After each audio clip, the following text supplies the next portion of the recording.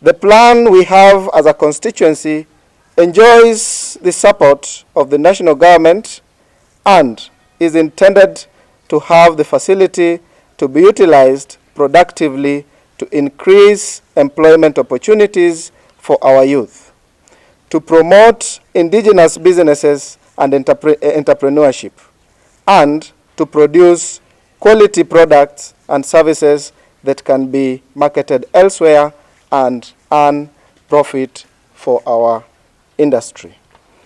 I am glad our efforts have resulted in the successful operationalization of this facility, and together with the recently commissioned Ugunja Technical and Vocational College, there is an opportunity for youth who acquire competency in technical work here to be eligible to enroll for grade examination towards acquiring government-recognized certification to boost their employability and participation in projects of the national economy like the Big Four Agenda and Vision 2030.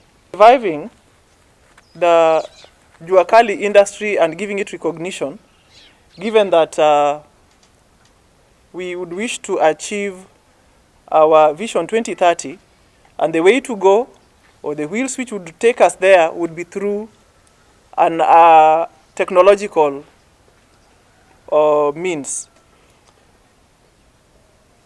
I would wish to also appreciate the opportunity given to Ugunja Technical and Vocational College to link with industry at a local level at Ugunja Industrial Center.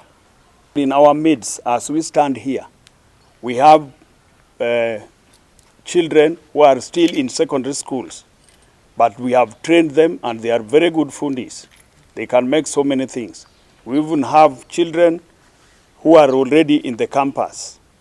We have trained them, and it would be my wish that they even get certificates for the courses that we have trained them as they pursue other fields at the campus.